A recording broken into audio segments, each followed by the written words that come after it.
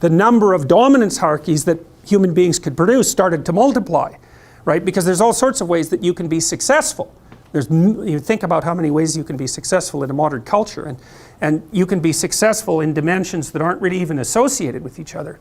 So you can be successful socially, that's what an extrovert would do. You could be successful in terms of intimate relationships, that's what an agreeable person would do. A disagreeable person would be more successful with regards to competition. A person who's high in neuroticism would be trying to protect themselves and to establish some sort of security. An open person would be looking for a flexible, creative environment. And so there's this multiplicity of ways that you can establish a dominance hierarchy and be successful in it. And if you're creative, you can come up with your own damn dominance hierarchy, which is exactly what you're doing if you're creative, right? You spin up a game that's your game, and then you make the rules. And that's hard, because if you make a new game with new rules, it's hard to monetize it. But you can be the best at playing that game, and so that's a huge advantage to being creative if you can pull it off. So then you think, well, what's happened among human beings is the multiplication of the set of possible dominance hierarchies, so it's become very broad. And then you could say, well, what's driving selection now is the ability to be successful across multiple sets of dominance hierarchies. And that accounts, at least in part, for our cognitive flexibility. And so that's really what a human being is. A human being is a creature that has high potential for succeeding across a very wide range of potential human dominance hierarchies. And so that gives us our transformative psyche. That's the niche that we've both produced and occupy. And I think it's out of that hero mythology emerges fundamentally. Because I think what the hero is, the mythological hero, is a representation of that part of the psyche that's particularly good at being successful across sets of dominance hierarchies. It's a very, very biological way of thinking about it. And I've thought about this for a long time. I can't see any way that just can't be the case. I mean, how else could it work? If we had a fixed behavioral pattern like beavers, you're the most successful beaver if you build the best dam, it's like fine, then you know what's going to be selected for. But that isn't what people are like, and it's also why we're so multi-purpose, We have hands. What's a hand for? What's the evolutionary function of a hand? Well, you can't specify that. You could say it's something like, well, a hand is useful for doing a whole bunch of different things with. Well, and mouth, tongue, same thing. What are words for? Well, it's the same thing. They're for communicating a very wide range of information. It's something like that. So we're these weird general purpose animals. We're not great at any one thing, but we can swim better than most terrestrial animals. We can run faster than most animals, and we can certainly run longer. Like a human being can run a horse to death over the course of a week if they're in good shape. So we're really good at being a multi-purpose entity, like a rat, they call rats weedy species because they can be anywhere. They don't have a specific niche. There's animals down in the Amazon that they're specialized for one tree, or one type of tree in one tiny little area. That's not what human beings like, is we're like cockroaches or rats, which is a nasty comparison, but we can go anywhere and thrive. And so being particularly good at that, being particularly good at being able to go anywhere and thrive, also seems to me to be a canonical element of the hero mythology. One of the things that happens if you're higher in serotonin because you're more dominant is that you're more satiated all the time. That's why people who are low in the dominance hierarchy with decreased levels of serotonin are more impulsive and also more emotionally dysregulated. They're more impulsive because hey, you take your positive thing when you can get it. And so they're more dissatisfied. They're more looking for anything that will produce a positive outcome. And then they're also more likely to experience diffuse negative emotion, partly because their serotonin systems are lower, indicating their tenuous status in the dominance hierarchy, meaning that everything they do that's uncertain is far more dangerous. So this is also why it's very difficult often when you're trying to treat someone who's depressed, because you could say there's not much difference between being depressed and existing in the biochemical state that being at the bottom of the dominance hierarchy would produce. In fact, they're the same thing. Well, then the question is, are you depressed or are you just at the bottom of a dominance hierarchy? Because those are not like the symptomatology is very, very similar, but the cause and the cure are not the same. You know, because you might be at the bottom of a dominance hierarchy because you're just, everything about your life is ruined. So, and of course you're suffering. Are you depressed? So, no, not exactly. You just have nowhere to go. What happens is that the males obviously are selected for their ability to move up dominance hierarchies. Obviously, because the ones that are at the top of the dominance hierarchy reproduce preferentially. And so that means the male dominance hierarchy becomes a method of selection. But then allied with that is the female proclivity for choice on whatever dimension the dominance hierarchy happens to be arranged. And so then female sexual selection also becomes a radical, non-random selector of what genetic material is going to move into the next generation. And so I fail to see how any of that can be separated from the emergence of complex nervous systems and mind over the course of evolution. Because creatures aren't making random choices. They're not random at all.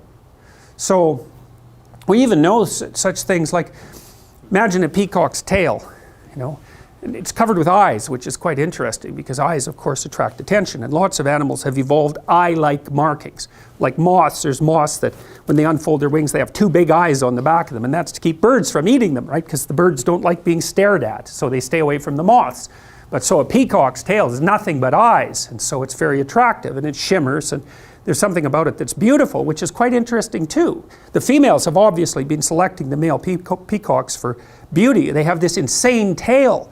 Well, so the evolutionary biologists have thought, well, what possible utility could that tail be? Is it just maybe the females got fixated on tail, so to speak, and you know, you got a Baldwin effect loop going there, and the male peacocks just got bigger and bigger tails, and it's just like an evolutionary dead end. It's, you know, it's a positive feedback system that's gone out of control.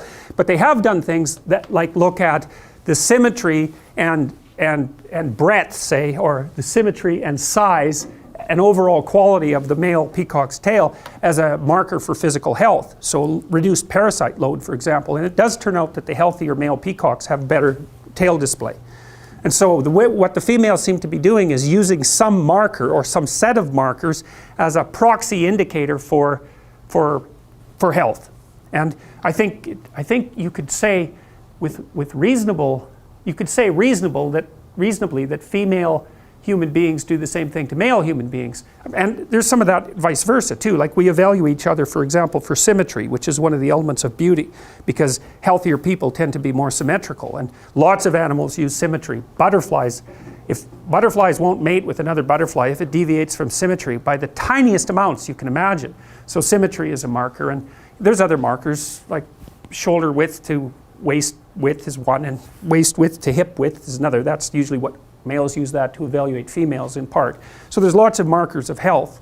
But it also looks to me like the data worldwide seems to indicate that women, so imagine that women mate across dominance hierarchies and up, socioeconomically speaking. And on average, across cultures, women go for men who are about 4 to 5 years older. You know, it varies. In the Scandinavian countries, that's shrunk a little bit, but not that much. And in other cultures, it's bigger. I would say that depends to some degree on difficulty of establishing economic independence, right? Because in richer countries, it's easier to have enough economic independence if you're a male to be a useful participant in the process of having children.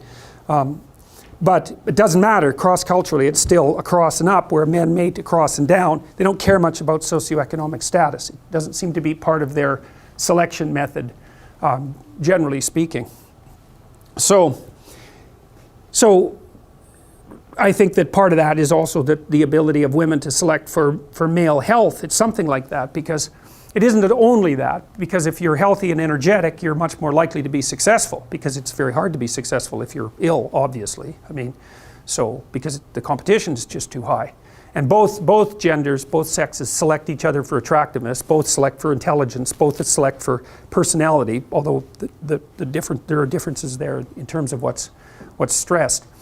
But so I think you can derive a couple of things out of this, and this is where I think people are different than other animals. Importantly different is that, so you imagine that there's tremendous selection pressure to towards the production, let's say, of men who are good at climbing male dominance hierarchies, or climbing the male dominance hierarchy. But the thing that's so interesting about people is that we've multiplied our dominance hierarchies.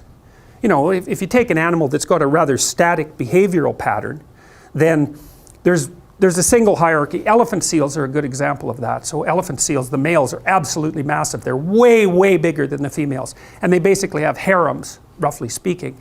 And they use physical prowess as their marker of status, essentially. And obviously size is a huge part of that, because otherwise the male elephant seals wouldn't be as...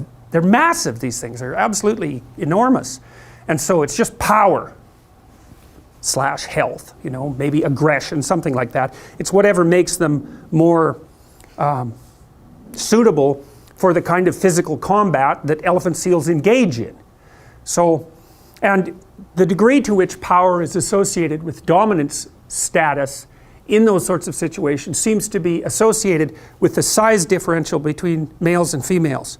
So the more power is an issue with regards to male competence, the larger the males are compared to the females, and the more likely the males are going to have a harem relationship with the females. And you see that a little bit in human beings, because men are bigger than women. They're not overwhelmingly bigger, that's sexual dimorphism. And you know, there's some men that are smaller than some women, but on average men are taller and they have more upper body strength and so forth. So there is a power element to male competition, but it's not as extended as it would be among animals, say like elephant seals. So in the elephant seal, you see maybe there's one stable set of traits that's being selected for that makes the males more likely to reproduce. But human beings, we're very weird creatures because we're so conceptually flexible. And so what seems to have happened, maybe males started selecting each other for in dominance competitions for something like cognitive flexibility and conscientiousness. It's something like that.